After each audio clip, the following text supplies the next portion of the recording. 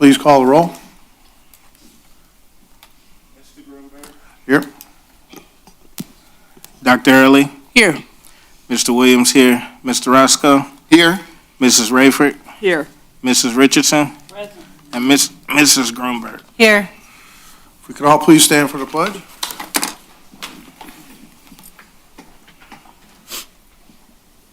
I pledge allegiance to the flag of the United States of America and to the republic for which it stands, one nation, under God, indivisible, with liberty and justice for all.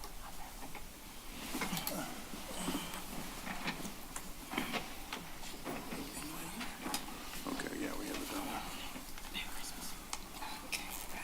Okay, is there a motion for approval of the agenda? Place for a motion to approve the agenda as written in its written form. Do we have support? Support. Please call the vote. Mr. Roscoe, Yes. Dr. Early, Yes. Mr. Grunberg, Yes. Mr. Williams, yes, Mrs. Rayford, No. Mrs. Richardson, Yes. Mrs. Grunberg. Yes.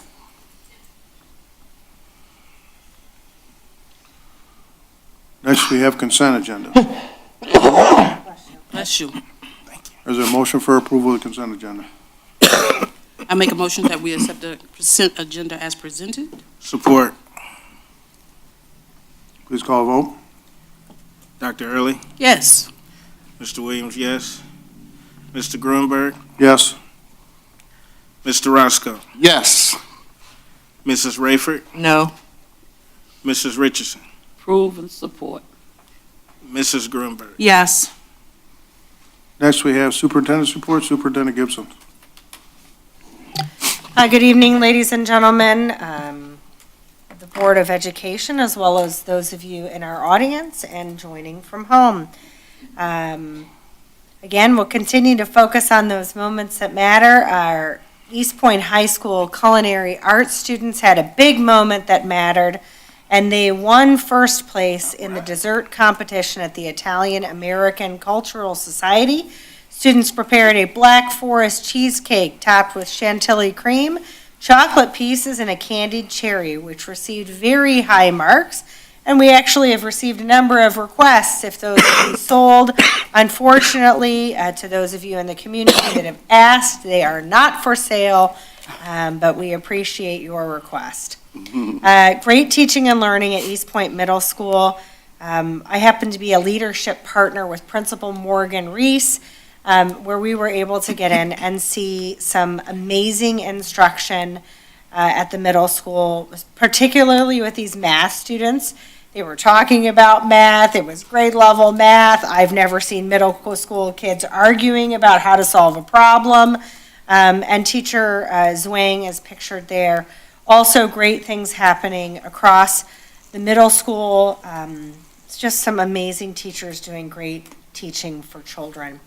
East Point tree lighting, thank you to those of you that were able to join, but a special shout out to our fifth graders from Bellevue and Pleasant View Elementary School who helped to light the tree at the tree lighting here at the city of East Point.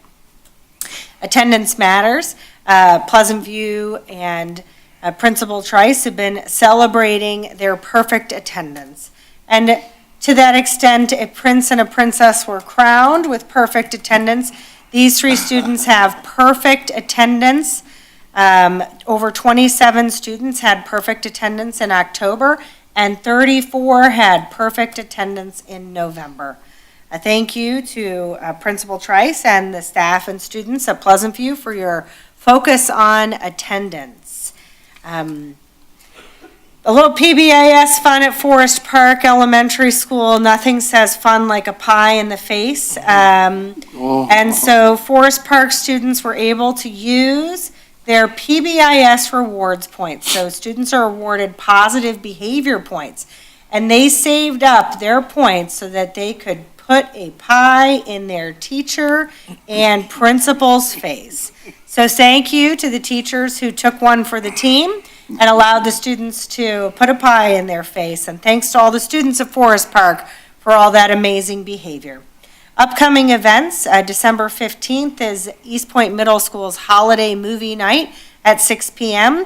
Then we have the Pleasant View Holiday Play, 5 p.m. at the East Point High School Auditorium. On December 21st, Bellevue School will have a sing-along at 2 p.m. January 25th through the 5th, there will be no school in East Point Community Schools. We will be closed for holiday break.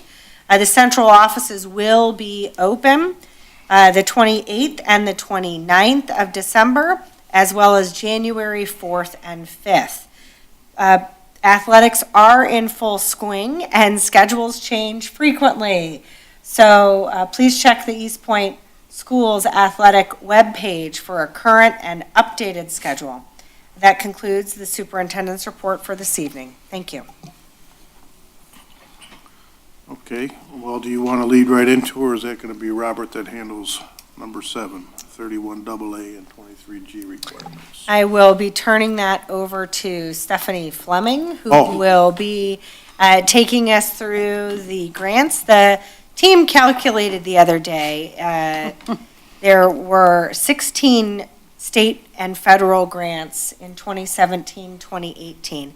There are now 42 different state and federal grants that our team is working to navigate through. So we are graciously accepting members of this funds, and Stephanie Fleming is going to tell us a little bit more about 23G and 31AA. All right, good evening, Board of Education and Community. Tonight I am bringing forward required reporting of 2 of our grant plans. One is 23G and one is 31AA. These are both state-funded grants that part of the requirement is to present and post our plans for what we are intending to spend the funds on. So these applications are going to be submitted after this presentation tonight. So if you can go ahead and move to the, thank you. The 23G is the Michigan Kids Back on Track grant. This supports programs provided before school, during school, after school, or during summer, so extended learning opportunities. They are designed to address the unfinished learning, grade level academics, providing additional academic assistance to students at risk of failing behind their peers, or helping high school students prepare for post-secondary education, including credit recovery. So based on our district data on ELA and math, which is what this grant was basically set up to address, those 2 main areas of achievement, our application will include high-dosage tutoring in both math and reading. And we've presented on high-dosage tutoring in the past. We have expanded it based on the great data that we've brought forward.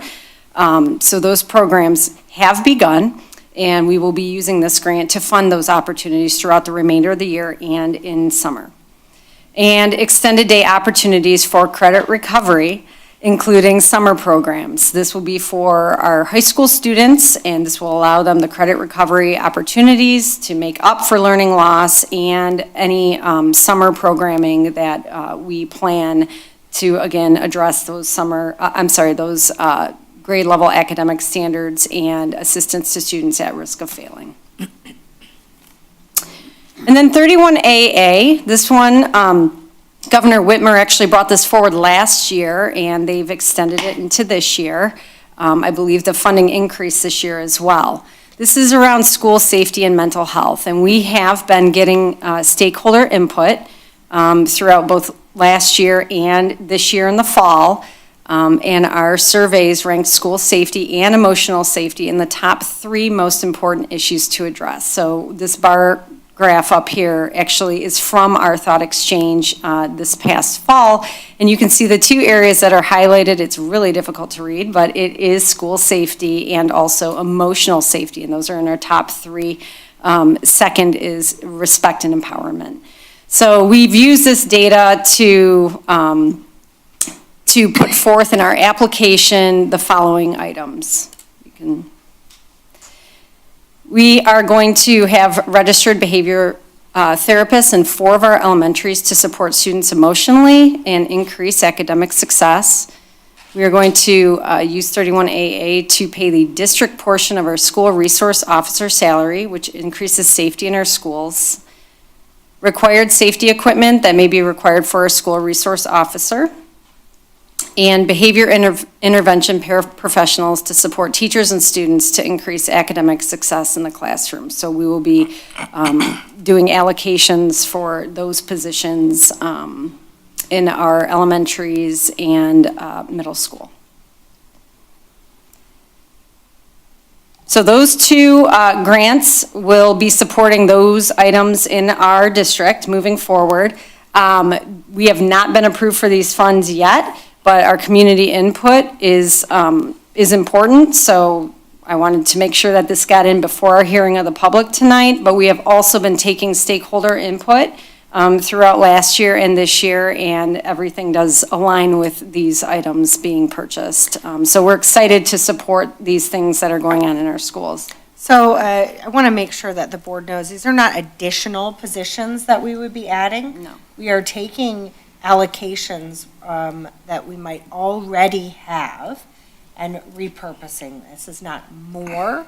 It would be a different alignment of resources that we might already be paying out of the general fund that fit into this 31AA piece. Correct. So I don't want to lead anybody on to think that you're getting an additional allocation. It will be replacing and supporting work that we've been funding with ESSER 3 in some instances and carrying forward. And our data is actually very good in all of these things, and that is what we've been using to make these decisions as well. So I've attached some resources that we use in the MD Accelerated Learning to help identify the areas of support that have the biggest impact, like high dosage tutoring. And then also the 31AA guidance and the 23G Michigan Back on Track guidance will be linked in this. These will be posted to our website, as is our MyKit plan, which is aligned with these strategies as well. And then our assurance is that we will continue to post updates in the use of these funds as required to our district website. Thank you. Is there any questions? I have one.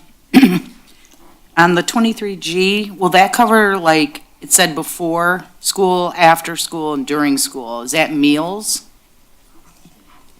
Will that be, Yeah, it does include snacks, but it is targeted to any extended learning opportunities. So we typically provide wraparound services with that. so like for, at Bellevue, they have the latchkey, YMCA, would that? That is a separate. That's a that is separate, okay. Yes, this is for tutoring or credit recovery, Okay. the high dosage tutoring and the credit All recovery. right, I just. And we're able to offer hours based on the educators who are offering the services. So if a principal has 5 teachers interested, the principal will try to schedule the high dosage tutoring based on the teacher's availability. And so in some instances, teachers prefer to do it first thing in the morning because the students can get there and the parent can get Right. there. So we're trying to find educators with a variety of times to meet the times that the families might need as well. Any others? Okay. Seeing none, next item on the agenda is hearing of the public. Does anyone wish to be heard? Anyone wish to be heard? Seeing none, we'll open and close it at 6:43. Next is Human Resources. Is there a motion to approve the contracts with the support of instructional new hires? Place forth a motion to support of the instructional new hires. Support. Any questions, comments? Please call the roll. Mr. Roscoe? Yes. Mrs. Grunberg? No. Oh, I'm sorry, Mrs. Rayford? Yes. Mr. Grunberg? Yes. Dr. Early? Yes. Mr. Williams, yes. Mrs. Richardson? Yes. And Mrs. Grunberg? Yes. Okay, next is non-instructional new hires. Is there a motion for support of the non-instructional new hires? So moved. Is there support? Support. Did you get that? Mary? Good. Please call a vote. Mrs. Rayford, Yes. Mr. Roscoe, Yes. Mr. Grunberg, Yes. Dr. Early, Yes. Mr. Williams, yes. Mrs. Richardson, Yes. and Mrs. Grunberg. Yes. Okay, and then under B, we have curriculum, we have a presentation. Good evening. I'd like to welcome Principal of Bellevue Elementary School, Julie Piper, up to the podium. Also like to point out that we have a guest in the audience this evening. Dr. Tracy Teasley is our MDE assigned partnership liaison, and she has chosen to come and be supportive of Bellevue and the district this evening. So, Principal Piper, welcome. Good evening. I'm Julie Piper, principal of Bellevue Elementary. And this is our presentation for this evening. All right. Turn your microphone on. Is it on, there's a green button on the microphone? Follow it down along the stem, and there's a button there in the front. Okay, There you There are. you go. now there's a green button on the microphone. Again, I'm still Julie Piper, and this is still our curriculum presentation for Bellevue Elementary. So our goals this year are based on the same goals that we have with our partnership with MDE. So we have academic goals around MSTEP, academic goals around NWEA, our local assessments. We have goals around attendance as well. We have the 18-month goals and the 36-month goals. And because we already have that partnership and those are our district goals, we felt that that made sense for those to be our goals for our building to work toward for our students. Okay.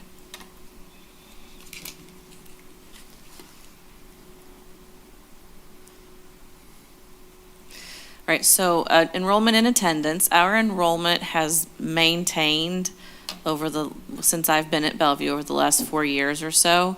You can see there's a little fluctuation, but not a lot of fluctuation in the numbers. We do have a fluctuation in the student population. We have a very transient population. So for every student that leaves, the student comes in. For every student that comes in, someone leaves. So although we're not gaining enrollment, we're also not losing enrollment. Our monthly attendance, one of our goals is an increase in year-long attendance for our students.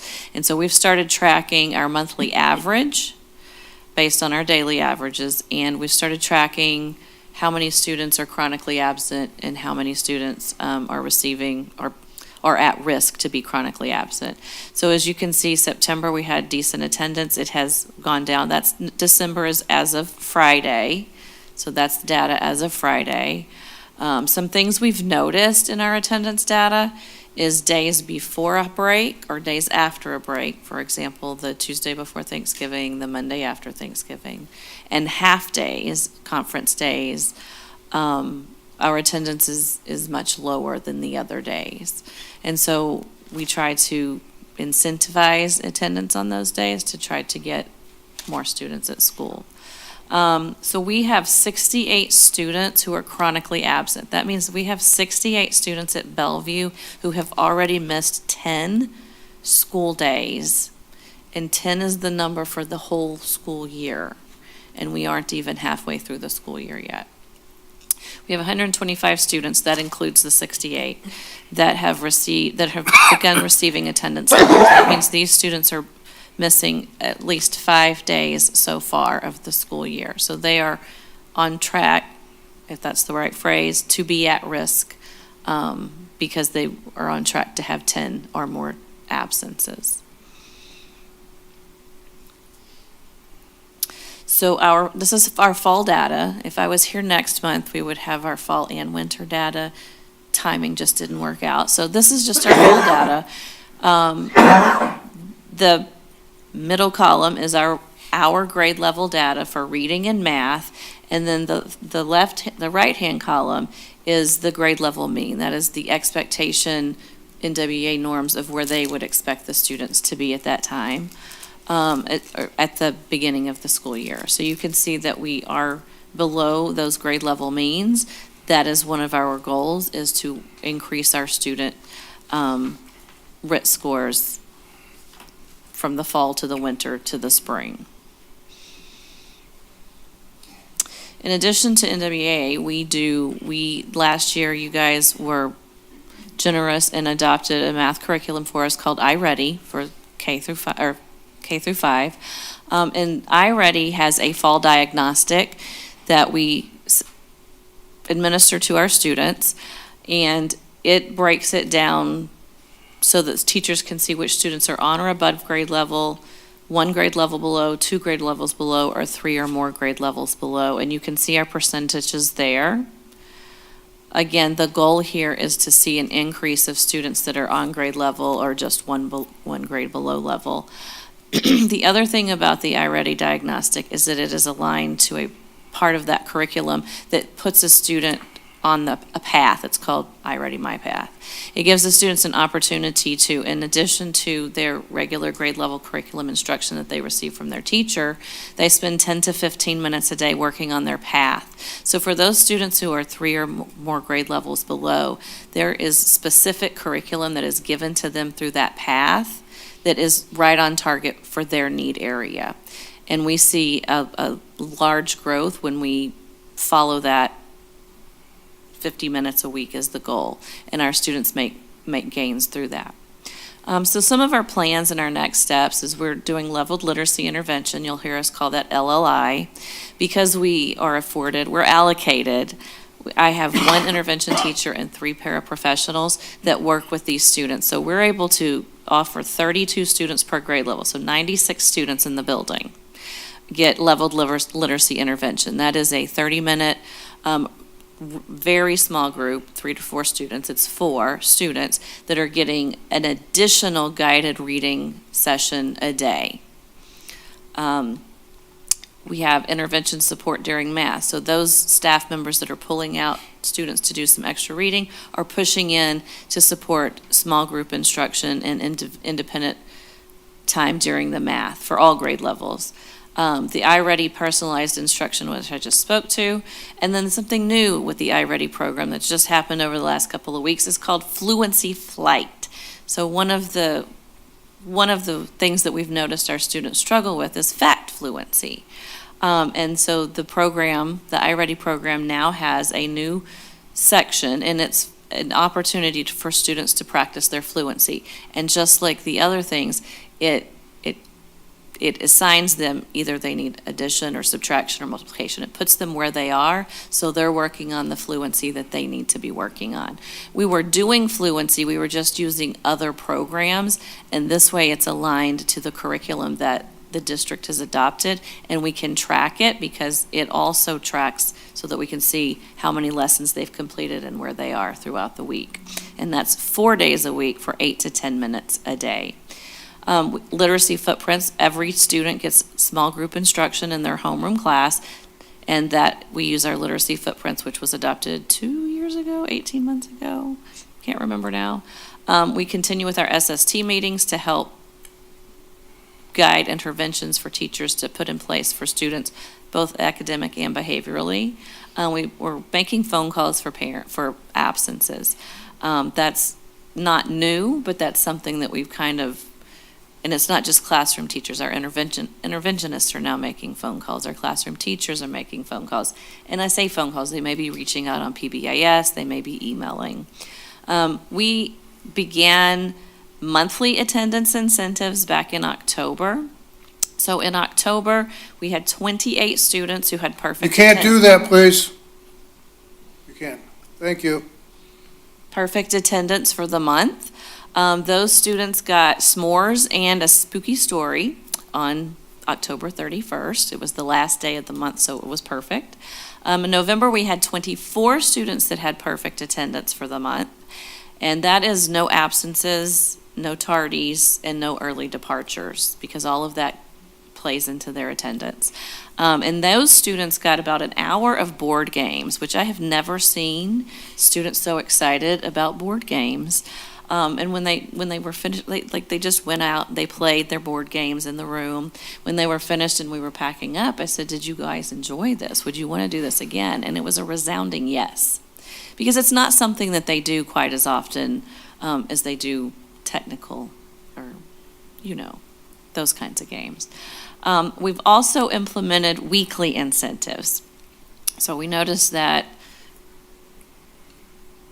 throughout the week, our attendance fluctuated. And so now we have a weekly attendance incentive. So every day that a student is present on time, stays all day, they get a ticket for every day. At the end of the week on Friday, in each class, one ticket is drawn, and those students that win that raffle get a small token. We've done a little coloring page. I can't remember. Oh, I did a $5 gift card to McDonald's for each student. Just something to try to get them to want to be at school on time every day. We haven't been doing that. We've only been doing that for like 3 weeks, so I don't really have the data to share with that yet. And then we are continuing our passage-based writing initiative, which we started about a year and a half ago, and we have seen huge improvement in our students' writing. The first time we did this, and we did it in 3rd, 4th, and 5th grade, there was not a lot of writing on the paper. Now we have 4th and 5th graders who are writing full pages of text. And our 3rd graders are also writing more than when they began. But of course, they're still learning about passage-based writing, where our 4th and 5th graders, this is the 2nd and 3rd year for some of them. And of course, we rebooted, and we are continuing with our PLC process to make sure that our focus is on curriculum and instruction.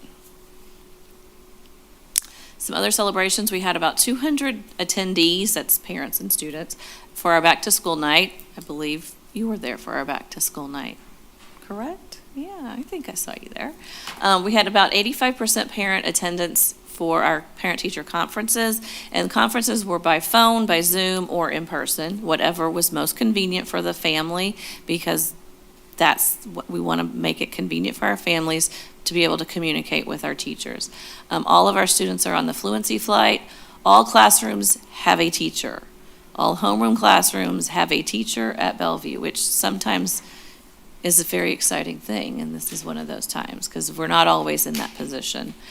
We have a gym teacher that is onboarding and will begin in January. We had a gym teacher at the beginning of the year. He's no longer with the district, but we have onboarded, and we'll have a new teacher starting in January. She's very excited, and we're very excited to have her coming to join us. We have a very positive staff culture right now. Decisions are made with the best interests of students in mind. Our at-risk social worker is beginning social groups, in addition to the Healthy Kids community that I think you may have heard about from the other elementary schools. Our STEM committee has planned our first STEM event for the first week of February, and our mentors and mentees are working closely as we have many new teachers in our buildings, and the mentors are working closely to help them be successful. And then here are some of our photo celebrations. In the top left corner, we've got math. We've got students doing math on their whiteboards. We've got students teaching the lesson, not really, but she's telling how she solved that problem, working it out. We've got small group instruction with our literacy footprints. Our library, so I don't know if you guys have been in the buildings to see the new furniture and things that you guys supported. And so that's some of the new library materials down there in the bottom. That one in the middle is from our back to school night. The third on the top is teachers at the back to school professional development. That was fun. So we did some learning like students learn. Get up out of your seat. These are activities that you could do with your students, and we're seeing some of those things in our classroom, so that's exciting. The top right is just one of our award ceremonies. As you can see, all the students are seated in the center. Those are the students that received awards, and their adults that came to support them are standing around on the outside of the circle. We had an award ceremony today, as a matter of fact, and I always remind the parents to come join us for those pictures, because they are part of the reason that their students are getting an award. That award is just as much for the parent as it is for the student. Some STEM activities happening in our STEM classes.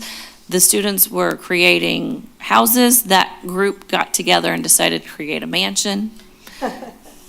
which was interesting to see how they put it together. And then you can see the tree lighting. You already saw that picture.